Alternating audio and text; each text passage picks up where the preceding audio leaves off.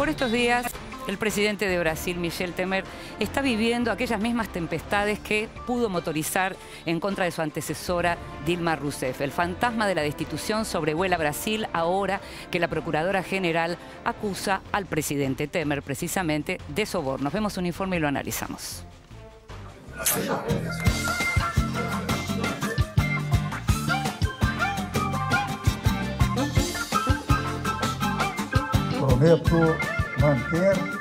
Como una telenovela del horario del prime time televisivo, es casi seguro que el presidente de Brasil, Michel Temer, tenga que pasar por el calvario de una votación en vivo y en directo que confirmará la acusación por corrupción que pesa sobre él y que lo dejaría al borde de la destitución. Una escena muy parecida a la definición del impeachment que sacó del Palacio del Planalto a Dilma Rousseff. La Procuraduría General de la República presentó una denuncia penal por corrupción contra Temer por su participación en el escándalo de sobornos del frigorífico JBS. Eu fui denunciado por corrupção passiva. Notem, vou repetir a expressão, corrupção passiva, a esta altura da vida, sem jamais ter recebido valores, nunca vi o dinheiro e não participei de acertos para cometer ilícitos. Afinal, isto é que vale. Onde estão as provas concretas de recebimento desses valores? Inexistem. E tentaram imputar a mim, como sabem, um ato criminoso. E não conseguirão, porque ele não existe jurídica y políticamente. En la demanda entregada al Supremo Tribunal Federal, el procurador Rodrigo Janot afirmó en su escrito que Temer recibió para sí y por intermedio de su ex asesor y diputado Rodrigo Rocha Lures una ventaja indebida de 500.000 reales ofertada por Joesley Batista, presidente de JBS. El mandatario ya estaba bajo investigación por presunto intento de obstrucción de la justicia, corrupción pasiva y asociación ilícita desde el mes pasado. Las pruebas que lo comprometen ahora surgieron del acuerdo de delación premiada que firmaron con la justicia los dueños del frigorífico, investigados como parte de la operación anticorrupción Lavallato. Batista entregó a la justicia la grabación clandestina de una conversación que había mantenido con Temer en su residencia presidencial en marzo. En el diálogo se escucha lo que parece ser el aval del mandatario al empresario para el pago de coimas al oficialista partido del Movimiento Democrático Brasileño y para comprar el silencio de un potencial delator del Lavallato, Eduardo Cunha, el condenado ex titular de la Cámara de Diputados. El gobierno tiene el respaldo político suficiente en la Cámara Baja para frenar cualquier demanda contra el presidente. Pero el respaldo no quedará plasmado, sino hasta el momento de la votación, en la que los legisladores deberán ponerse uno a uno de pie y explicar su voto. Es que la bajísima popularidad de Temer, medida en tan solo un 7%, según Datafolha, puede diluir el apoyo de sus aliados que a último momento podrían cambiar de opinión. Para que la denuncia sea aceptada y Temer procesado, es necesario que voten a favor del fiscal general 2/3, 432 votos de los 513 integrantes de la Cámara. Si la denuncia no es archivada, la Cámara de Diputados enviará el informe al Tribunal Supremo, donde los 11 miembros deben votar si procesan al jefe de Estado, por lo que Temer deberá apartarse por 180 días del cargo. En ese lapso, el alto tribunal debe emitir un veredicto y si es por la culpabilidad, el jefe de Estado será expulsado del cargo y se llamará a elecciones indirectas. Temer respondió en menos de 24 horas. Calificó a la denuncia como una ficción y un atentado contra el país durante un discurso transmitido por la televisión. En la declaración, Temer también levantó sospechas contra el fiscal general, indicando que Marcelo Miller, ex brazo derecho de Janot, es el abogado de JBS que negoció el acuerdo de delación premiada. En un escenario paralelo, el expresidente Lula da Silva afronta una posible sentencia también por hechos de corrupción que dejaría al líder del PT muy lejos de sus aspiraciones presidenciales, pese a ser el precandidato con mejores posibilidades, ya que la intención de voto, según Datafolha, llega a un 30%, muy por encima de sus posibles rivales. No obstante, tiene también el índice de rechazo más elevado, un 46% de acuerdo con el sondeo. El expresidente espera la decisión del juez Sergio Moro, quien lleva adelante la mega causa Lavallato sobre el primero de los 5 procesos en su contra. Moro debe definir si Lula fue beneficiado con un apartamento en Guarujá, en la costa del estado de San Pablo, por parte de la empresa constructora OAS, a cambio de 3 contratos con la petrolera estatal Petrobras. El antecedente inmediato no es el mejor para Lula, ya que su ex ministro de Economía, Antonio Palocci, acaba de ser condenado a 12 años de prisión por sobornos en la causa Odebrecht. Otra decisión del temido juez Moro, quien había sufrido un revés tras la decisión de una Cámara de Apelaciones de absolver al ex tesorero del PT, João Vaccari, a quien había condenado por corrupción. A partir de este último 20 de junio, corre el plazo para que el magistrado emita su veredicto por Lula. Mientras tanto, se va delineando el tablero de precandidatos para las presidenciales del próximo año, en las que solo un presunto postulante dejaría en segundo plano a Lula da Silva. Según los sondeos, el juez Sergio Moro cuenta con una adhesión de entre el 42 y el 44%. Pero por cierto, Moro insiste en declinar cualquier posible participación en la política partidaria de Brasil. Com a palavra, o presidente da República, Michel Temer.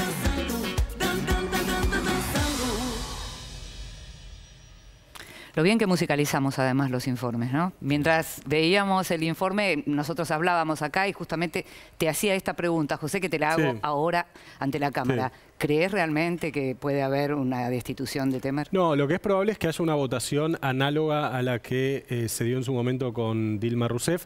Hasta el momento, y como están las cuentas al día de hoy, parecería que el presidente reúne el tercio necesario para bloquear el impeachment, digamos, porque recordemos, la Cámara, el procurador le pidió a la Corte que investigue a Temer.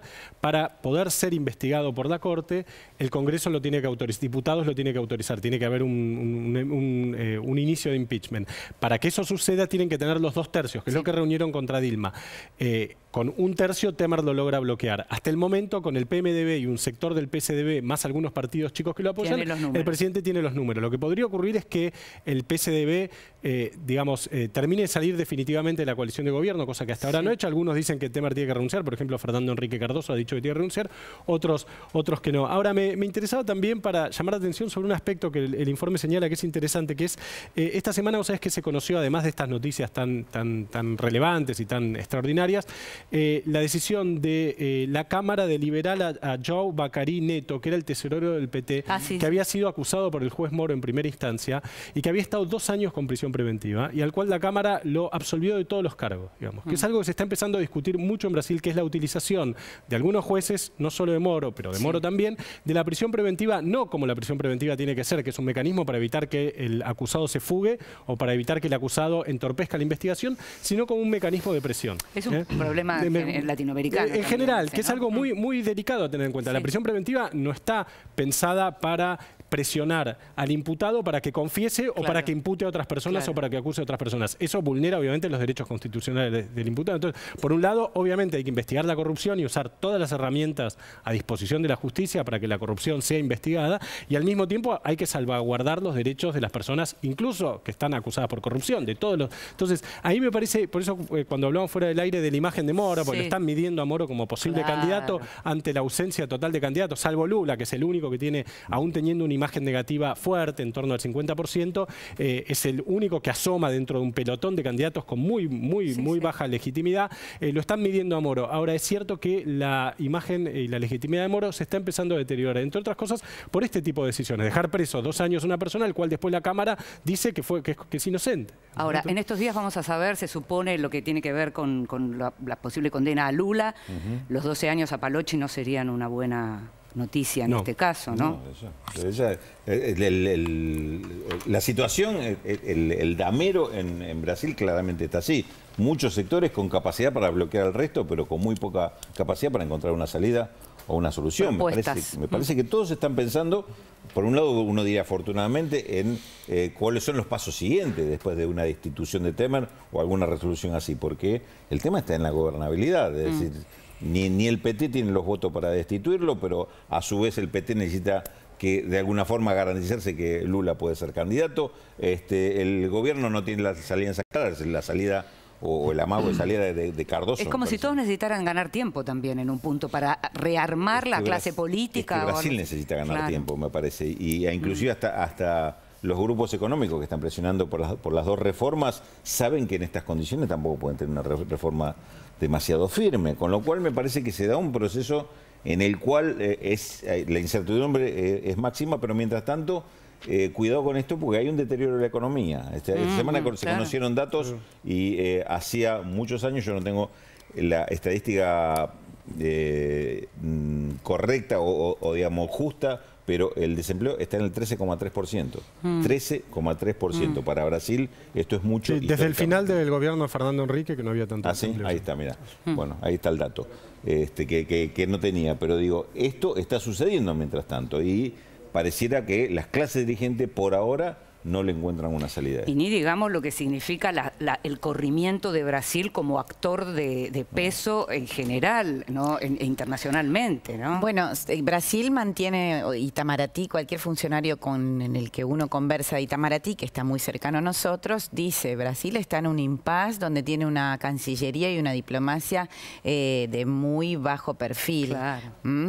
Recordemos que el único viaje que se animó a hacer Temer en el último tiempo fue a ver a Vladimir Putin, y lo que uno ve como que ha arrojado adentro de Brasil lo matamos. Hay crónicas de color en Brasil donde se habla de que ponerle Michelle hoy a un hijo es como la peste, es una cosa descomunal en un país también que tiene hay aspectos muy pintorescos para describir cómo viven la crisis. Ahora, Temer está dispuesto al no renunciaré y está aferrado a una pelea, a una batalla campal con la justicia. No se descarta que puedan salir más denuncias de sobornos y también de obstrucción de la justicia contra él en los próximos meses. Pero tampoco se sabe si verdaderamente él va a salir del poder y no va. Y hay quienes dicen que quizás se sostenga hasta el año que viene. El Mercosur le va a dar un fuerte espaldarazo en la cumbre del 20-21 de julio en Mendoza, porque le van a traspasar la presidencia a Brasil, dando una clara señal de que Brasil está en el marco constitucional y no es un golpe de Estado como pretenden describir algunos a esta crisis verdaderamente institucional, desprolijidad y demás de estos sectores que gobiernan Brasil. Ahora, cerrándote esto, lo que sí, efectivamente, el Congreso sigue siendo el mayor sostén de Temer. Y el Congreso recibió esta denuncia contra Temer con absoluta indiferencia, lo cual anticipa que va a ser muy difícil reunir los 342 votos de los 513 que se necesitan diputados para iniciar este trámite. Eso por un lado. Por el otro lado es interesante la posición del PSDB, es decir, el partido de Fernando Henrique Cardoso y también de Aécio Neves, el senador que cayó en desgracia justamente por toda esta trama de corrupción. Es un partido paulista y es un partido que representa justamente a aquellos empresarios que quieren la reforma del sistema previsional por un lado y la reforma laboral por el otro. Hay entendimiento, como contaba Raúl, hay algún tipo de entendimiento o de decepción entre los empresarios para ver, bueno, de aquí qué sigue, porque Temer evidentemente no va a poder sacar estas reformas. Y con total pragmatismo lo que están viendo es que Lula, si no avanza el proceso judicial en su contra y tiene posibilidad de ser candidato, terminará siendo algo así como el futuro del pasado.